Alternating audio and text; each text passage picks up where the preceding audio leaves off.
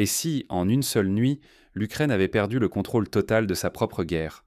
Imaginez la scène, au cœur de Kiev, dans un bunker réputé inviolable, se déroule la réunion la plus secrète et décisive de toute la guerre.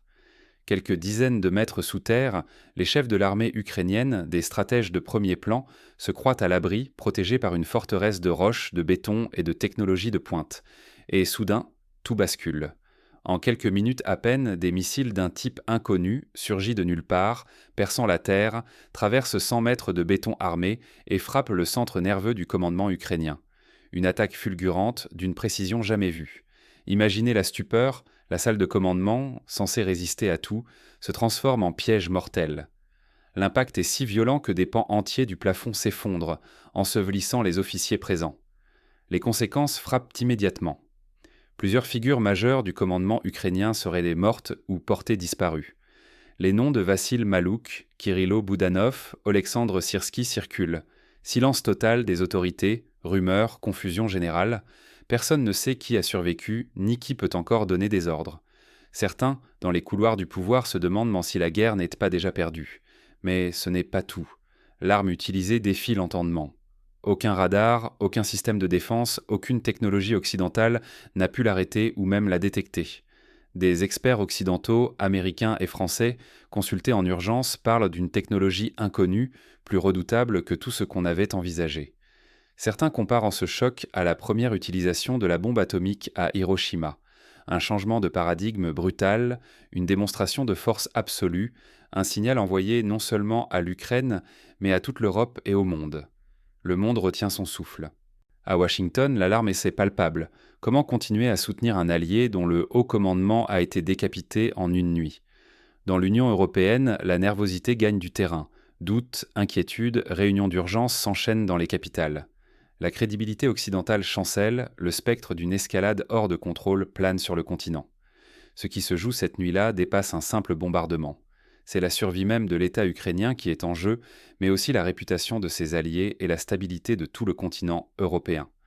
La Russie, en frappant la tête militaire de l'Ukraine, cherche à forcer une capitulation politique, à redéfinir les règles du conflit et à imposer sa volonté sous les yeux du monde. Mais comment a-t-on pu en arriver là?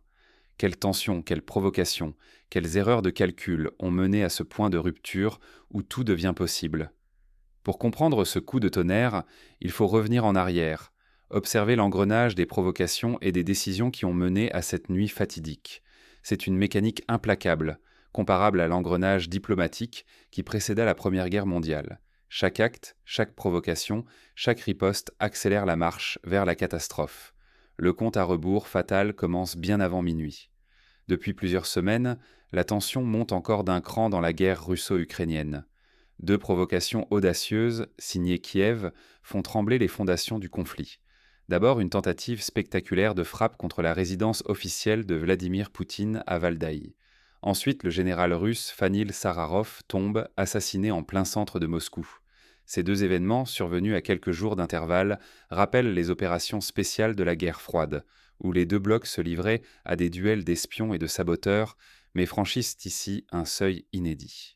Pour Moscou, ces attaques franchissent ce que les stratèges appellent leurs lignes rouges. Il ne s'agit plus de simples opérations militaires sur le front. Désormais, Kiev vise directement les symboles du pouvoir russe et ses chefs, là où la Russie se sent la plus vulnérable.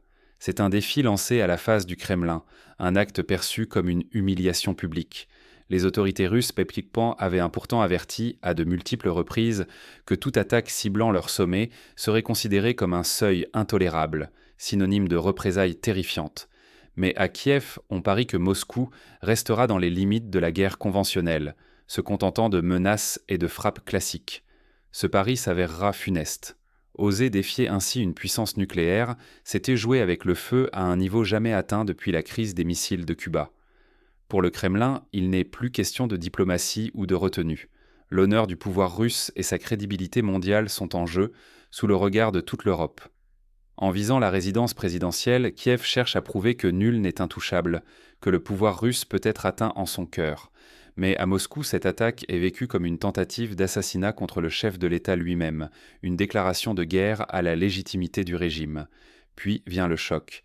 L'explosion qui fauche le général Sararov, attribué aux services nos spéciaux ukrainiens, provoque la stupeur. Pour la Russie, c'est l'escalade de trop, la transgression qui appelle une réponse hors norme.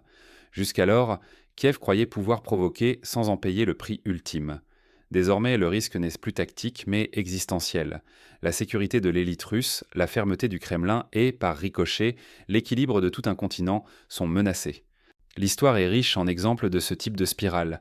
La mort de l'archiduc François-Ferdinand à Sarajevo en 1914 avait entraîné les grandes puissances dans la guerre mondiale, alors qu'aucun d'eux ne le souhaitait véritablement.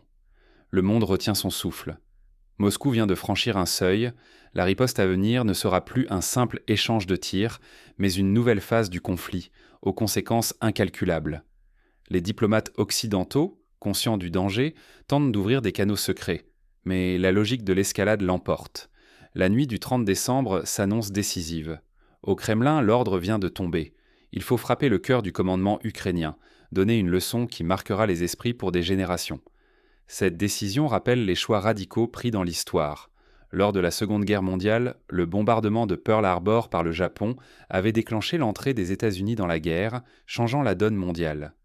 Quand 3 missiles traversent 100 mètres de béton, la guerre bascule. 30 décembre 2025, peu après minuit. Profondément enfoui sous le centre de Kiev, un bunker ultra-secret abrite l'élite du commandement ukrainien. Il se croit invulnérable, protégé par la roche, le béton et toute la technologie occidentale. Mais soudain, la nuit explose. 3 projectiles russes, d'une précision jamais vue, perçant la terre, pulvérisant le sanctuaire, tuant ou blessant la quasi-totalité des hauts gradés présents. Aucun avertissement. Les opérateurs de la défense, sidérés, ne détectent rien.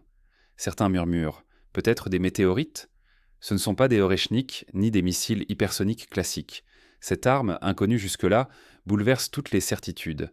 Sa capacité à traverser autant de couches défie l'imagination. Même les experts occidentaux admettent « jamais une telle ogive n'a été déployée sur un théâtre d'opération européen ». Le bilan est effroyable. Plusieurs généraux très haut placés meurent sur le coup. La disparition de Vassil Malouk, chef du SBU, glace le sang. Plus aucun signe de vie de Kirilo Boudanov ni d'Olexandre Syrski. La tête du commandement est tranchée. Des images de secours prises en urgence montrent un chaos indescriptible. Poussière, flammes, sirènes, soldats hagards cherchant leur chef sous les décombres. Dans les couloirs, la panique se propage. L'ensemble de la chaîne de commandement s'effondre. Kiev plonge dans la confusion. Les unités sur le terrain attendent des ordres qui ne viendront pas. Le chaos guette. Cette scène rappelle les instants les plus sombres de l'histoire militaire. Lors de l'opération Barbarossa, en 1941, l'armée rouge avait vu ses états-majors anéantis par la surprise allemande, semant la terreur et l'improvisation. Le message de Moscou est implacable. Nulle part n'est sûr, même à 100 mètres sous terre. Ce n'est plus un simple avertissement, c'est une démonstration de force, un basculement des règles du conflit. La défense aérienne ukrainienne est dépassée, paralysée par l'incompréhension. Les stratèges occidentaux, eux, retiennent leur souffle. Si le commandement ukrainien s'effondre, tout le système militaire et politique pourrait chuter en quelques heures. L'escalade atteint un seuil inédit. Les conséquences menacent de dépasser le front. Derrière la frappe, c'est l'équilibre de l'Europe qui chavire. Dans les capitales occidentales, la stupeur laisse place à la panique. Chacun s'interroge sur la suite. Jusqu'où Moscou osera-t-elle aller ? Les images satellites, les interceptions, tout est analysé minute par minute. Quand même Washington te reproche d'avoir franchi la ligne rouge, c'est que tout a basculé. À Kiev, la stupeur s'impose. Les autorités tentent de contenir la nouvelle, mais la rumeur déferle. Le cœur du commandement militaire ukrainien a été anéanti. Une décapitation pure et simple. Les pertes sont inouïes. Kirill Boudanov, cerveau du renseignement, introuvable. Vassil Malouk, patron de la sécurité intérieure, porté disparu. Le général Syrski, chef suprême des forces armées, aurait péri dans le bunker pulvérisé. En une seule nuit, l'Ukraine aurait perdu toute la tête de son armée. Dans la population, l'incrédulité domine. Les réseaux sociaux explosent bande de rumeurs, mais l'État multiplie les communiqués rassurants, tentant de masquer l'effondrement. La crédibilité du pouvoir s'effrite avec ces figures emblématiques. Des files d'attente se forment devant les administrations, certains craignant le pire, d'autres cherchant à fuir la capitale. À l'ouest, la secousse est immédiate. Daryl Davis, principal émissaire américain, dénonce publiquement les excès de Kiev, assimilant certains actes à du terrorisme. Cette fronta non à du terrorisme. La Maison-Blanche va plus loin, elle menace d'un retrait partiel, voire total, du soutien militaire et financier. Pour la première fois, Kiev sent le vide derrière elle. L'OTAN convoque une réunion d'urgence, mais les avis divergent. Jusqu'où aller? Côté russe, le message est tranchant, il n'y a plus de limite. Moscou annonce: toute la chaîne de commandement ukrainienne est désormais une cible légitime. Les stratèges, les hauts gradés, les décideurs, personne n'est à l'abri, nulle part. Cette stratégie rappelle la doctrine israélienne dite de la décapitation, utilisée contre le Hamas à Gaza ou le Hezbollah au Liban, mais à une échelle bien plus vaste. Mais ce n'est qu'un début. La campagne de destruction s'intensifie. Infrastructures, ports, réseaux énergétiques, tout est visé sans relâche. Les frappes se suivent, chaque jour plus précises. Centres logistiques, voies d'approvisionnement, même les sites civils sont touchés. L'objectif? Briser toute capacité de résistance ukrainienne. Des témoignages évoquent des coupures d'électricité, des hôpitaux débordés, des gares en ruine. Dans cette spirale, la moindre erreur peut être fatale. Si l'Ouest lâche Kiev, l'Ukraine se retrouve isolée face à une Russie déterminée. Privée de ses chefs et de ses alliés, elle pourrait être acculée à la reddition, sans aucune marge. Les exemples historiques abondent. En Afghanistan, après la chute de ses dirigeants, l'armée s'était effondrée en quelques semaines face aux talibans, malgré des années de soutien occidental. Mais la vraie question demeure. L'Ukraine peut-elle encore se relever d'un tel coup? Ou bien la guerre vient-elle de changer de nature, irréversiblement? Pour sortir de la spirale, il faudrait des mesures d'urgence, désigner en catastrophe un nouveau commandement, sécuriser les communications, solliciter une médiation internationale. Mais le choc est tel que toute prise de décision devient lente, hésitante, la ligne rouge a été franchie. Le 30 décembre de l'an 2025, la frappe russe visant le centre de commandement ukrainien a fait voler en éclats les anciennes certitudes. Désormais, même les plus hauts responsables ne sont plus protégés. L'idée selon laquelle les chefs militaires seraient intouchables appartient au passé. La dissuasion nucléaire plane comme une menace sourde. Moscou, par ce geste, rappelle à l'Occident que chaque escalade a un prix incommensurable. La Russie s'empare de la peur de l'irréversible pour dicter ses conditions. Plus personne n'est à l'abri, pas même l'état-major. Pour le reste du monde, la leçon est brutale. Quand l'escalade devient incontrôlable, les tabous tombent et la logique de l'extrême s'impose. D'autres nations observent, redoutant qu'un nouveau précédent ne s'installe durablement dans les conflits en majeur. En Asie, certains commentateurs évoquent Taïwan et la crainte d'une opération coup de poing similaire. Peut-il encore exister un médiateur crédible? Certains évoquent le retour de Donald Trump comme possible faiseur de paix. Mais la succession d'attaques ciblées a détruit la confiance, clé de toute négociation. Même les médiateurs les plus expérimentés se heurtent à une méfiance irréductible. Par le passé, des négociations avaient survécu à des drames. En 1973, après la guerre du Kippour, l'Égypte et Israël avaient fini par signer la paix. Mais ici, la haine et la peur semblent avoir tout submergé. L'Europe retient son souffle. Deux voies semblent se dessiner, soit une capitulation imposée à Kiev, soit une escalade menant à la destruction totale. Chaque option fait planer la menace d'un embrasement incontrôlable. Les marchés financiers plongent, l'euro recule, le prix de l'énergie s'envole. Des familles s'inquiètent donc pour l'hiver à venir. À ce stade, l'avenir de la paix et de la guerre sur le continent dépend de la capacité des acteurs à stopper la machine infernale. Toute erreur de calcul risquerait d'entraîner l'Europe dans une zone d'incertitude permanente, sans retour possible. Pour éviter l'irréparable, il faudrait un cessez-le-feu supervisé par l'ONU, une force d'interposition, et des garanties de sécurité pour chaque camp. Mais la confiance est brisée, chaque geste est interprété comme un piège. La question est glaçante. Le coup du 30 décembre a-t-il scellé la fermeture de toute négociation, ou subsiste-t-il encore une chance d'arrêter avant l'irréparable? Les précédents historiques montrent qu'il est parfois possible de rebondir, même au pire de la crise. En 1962, lors de la crise des missiles de Cuba, un compromis avait été trouvé in extremis. Mais ici, la fenêtre se referme chaque jour un peu plus. Mais dans l'ombre, certains tentent encore de créer des canaux secrets, espérant trouver une faille dans la logique implacable de l'escalade. Qui prendra le risque d'un premier pas vers la désescalade? Un général isolé, un diplomate excentrique, un médiateur venu de loin? Parfois, l'histoire bascule sur le courage d'un seul homme.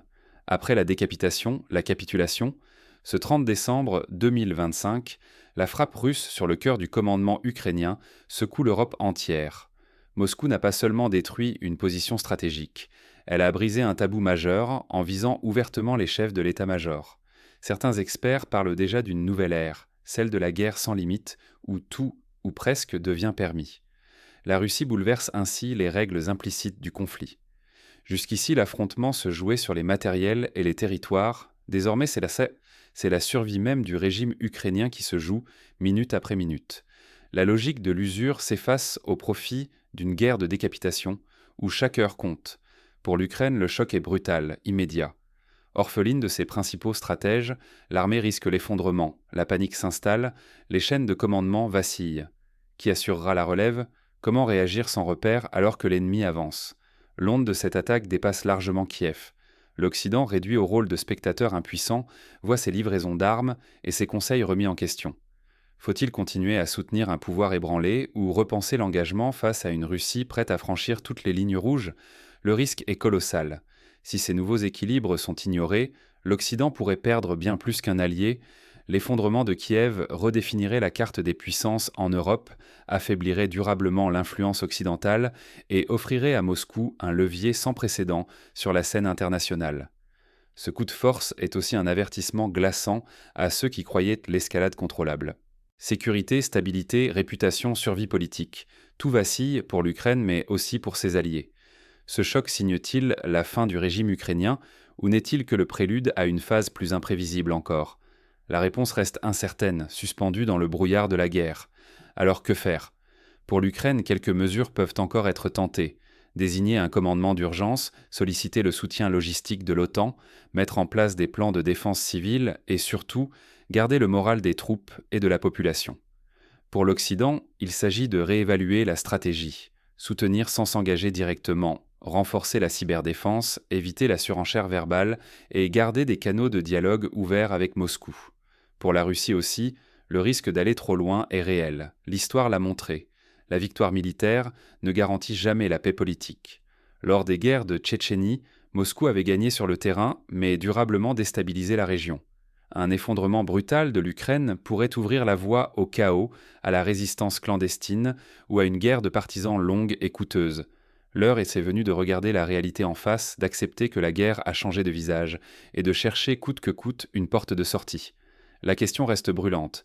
Qui osera prendre l'initiative, stopper la machine infernale et offrir une chance à la paix? L'histoire jugera ceux qui, ce 30 décembre 2025, ont choisi l'escalade, ou la désescalade.